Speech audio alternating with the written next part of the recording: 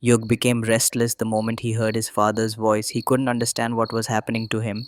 Again, his father's voice echoed in his ears. Yug, my son. Oh, Yug, my son. Yug started thinking, how can Papa's voice be heard? Papa passed away 13 years ago.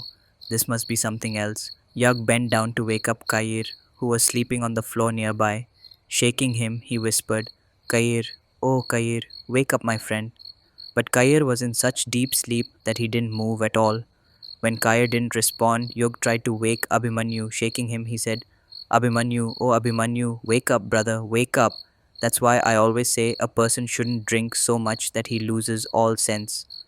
After failing to wake either of them, Yug gave up the idea of waking the tortoise, knowing if these two didn't wake up, how could the tortoise possibly wake?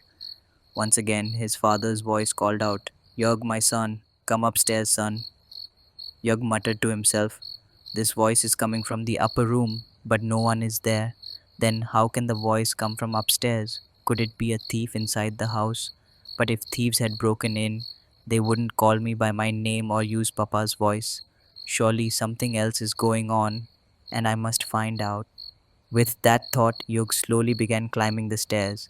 The higher he went, the louder his father's voice became.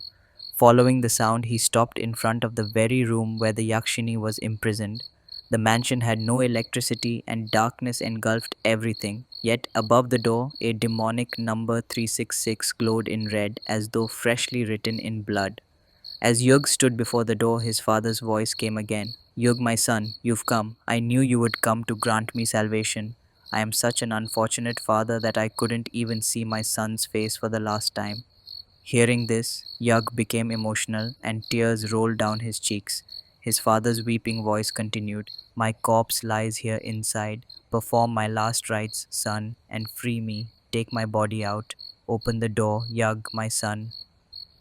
Overcome by emotion, Yug forgot that the Yakshini was imprisoned inside this very room. Wiping his tears, he said, Papa, I'll free you. Don't worry, I'll remove this right now. As he reached out to remove the talisman from the door, someone suddenly grabbed his hand from behind. Startled, Yug turned around and saw Abhimanyu standing there with a phone torch in one hand and gripping Yug's hand with the other. In shock, Abhimanyu asked, what are you doing here? Do you even know that the Yakshini is locked inside this room? And yet, you were about to open it? Yug tried to explain. Abhimanyu, thank goodness you came. You don't understand. My father's corpse is inside. He wants me to take it out and give him peace. Abhimanyu frowned. What nonsense are you talking? It's not nonsense. I'm telling the truth. I just heard my father's voice. Yug insisted. Abhimanyu laughed. We all drank together, but you're the only one hallucinating. Just then, Yug's father's voice echoed again. Yug, my son, open the door. Take my body out of here. As they pushed open the door, a rotten stench hit them, seeping deep into their nostrils. In the faint, flickering light, Abhimanyu saw cobwebs all over and piles of old books. On the table sat a white typewriter, stained with dried blood. The sight nearly froze him in fear. The room was filled with silence until Yug broke it, calling out, Papa, where are you? Look, I've come. You were calling me, weren't you? Abhimanyu, unnerved, nudged Yug and whispered, what nonsense are you saying? Who are you calling? But Yug ignored him and kept shouting, Papa, where are you? Suddenly, a shrill female voice cut through the silence.